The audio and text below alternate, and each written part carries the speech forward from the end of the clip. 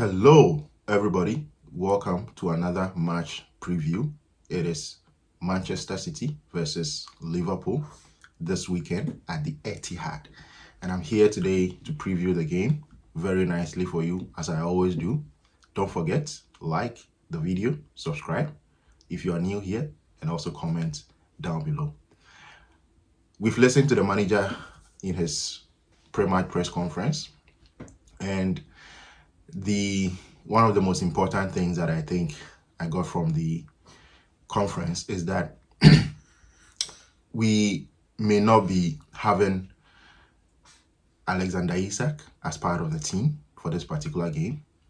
He may be on the bench. He may come on at some point in the game, but he may not. In my view, if he's not fully fit, if he hasn't trained throughout the whole week, and today is the first time he's training, then probably he should not be part of the game. We should wait till after the international break.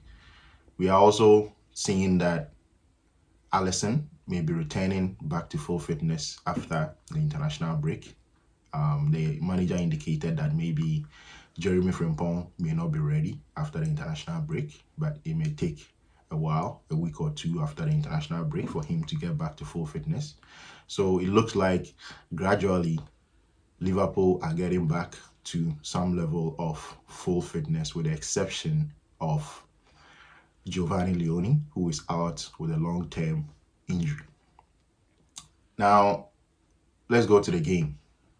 What do we expect from Manchester City, and what can we do to make sure that we get the upper hand in this particular game? The manager mentioned in his press conference that he knows what to expect from Manchester City.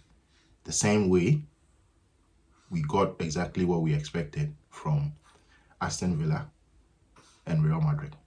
To some extent, the manager believes that Manchester City are not going to change the way they play just because they are facing Liverpool.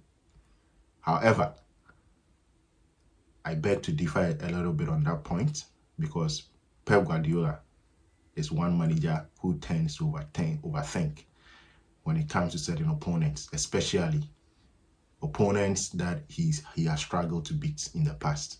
But when we look at the head-to-head between Arne Slot and Pep Guardiola, it is 2-0 to Arne Slot. Pep Guardiola has never beaten Arne Slot since he arrived in the Premier League. So in this particular game, there is a high chance that Pep Guardiola is going to overthink this particular game. Now, the overthinking that I'm talking about is that he will do whatever he can not to lose another game to the same manager that he has already lost 2 games to. And when Pep Guardiola doesn't want to lose games, he can also coach a very defensive side. So I'm not going to be surprised if Pep Guardiola tries to give us the ball and sit in deep and play on the counter. He's done that several times this season. Against Arsenal, he did that. He played a low block. It was a 5-back system. Against Manchester United, after he got the first goal, he sat back, played on a counter, got 2 more goals, and won the game 3-0 or 3-1. I don't remember the exact scoreline, but he's done that this season. So I wouldn't be surprised, given what he thinks about his own Manchester City team right now. He knows they are not the City team that we know from previous seasons. So he's not going to be complacent. He's not going to expect that they will come into this game, dominate and win the game.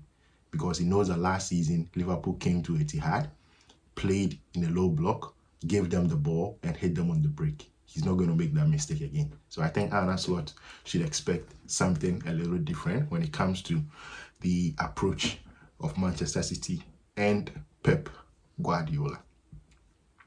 So now, what can we do to head this particular team, Manchester City? In my view, in spite of all the concentration and attention in the Premier League on set pieces, dead ball situations and long balls, I think that Liverpool's main strength is creating chances from open play. So yes, it is good that we try and improve upon defending set pieces and also scoring from set pieces. That is very important. But at the same time, we must focus a lot on what we do best. And what we do best is creating chances from open play. In spite of our poor form in the last few games in the Premier League, Liverpool is still the best team when it comes to creating open play chances. So we do create a lot of open play chances. I would even argue that Liverpool will be one of the top teams, one of the top 3 or 5 teams who have scored goals from open play. So that is our strength. We do create chances from open play. We score from open play. Let's strengthen that aspect of our game. Let's make sure that we create more. And when we do create, we do score them from the open play. Of course, in this game, we would need to be strong and dominate the set piece balance within the game. If we can score a set piece and prevent City from getting a goal from a set piece, we'll win this game.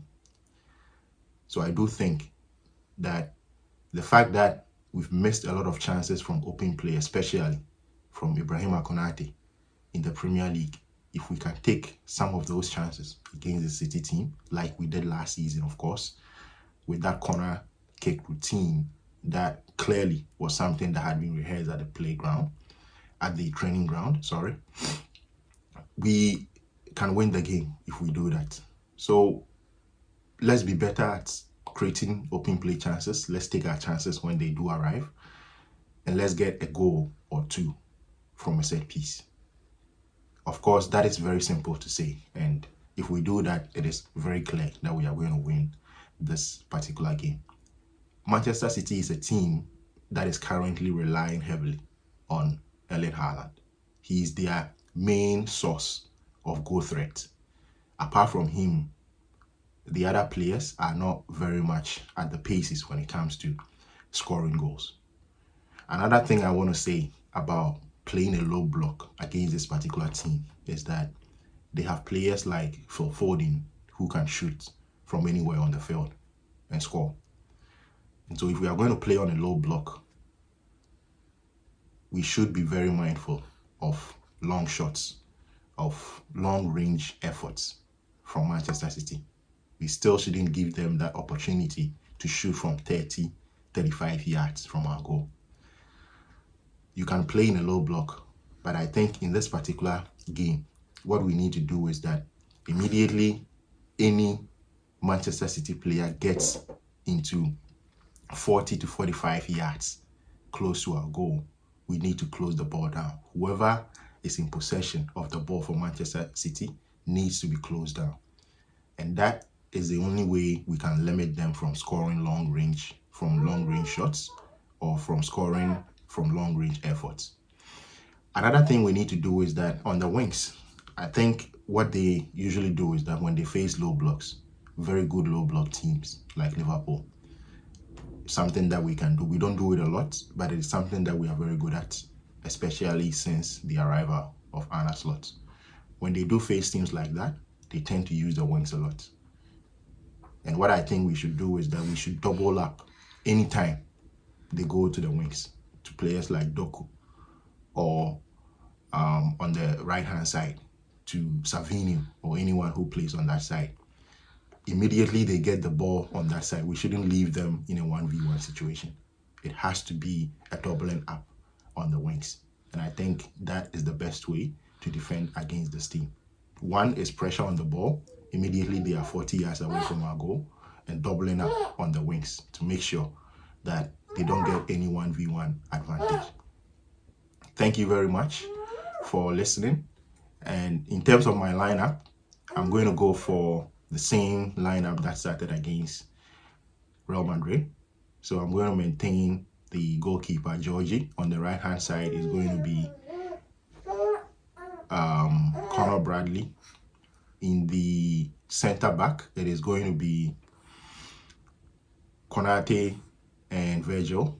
On the left-hand side, I'm going to maintain Andy Robertson, even though I'm not sure he will be able to play 3 games in a row in this short space of time. In the midfield, it is going to be Dominic Szoboszlai, Gravenberch, and Alexis McAllister.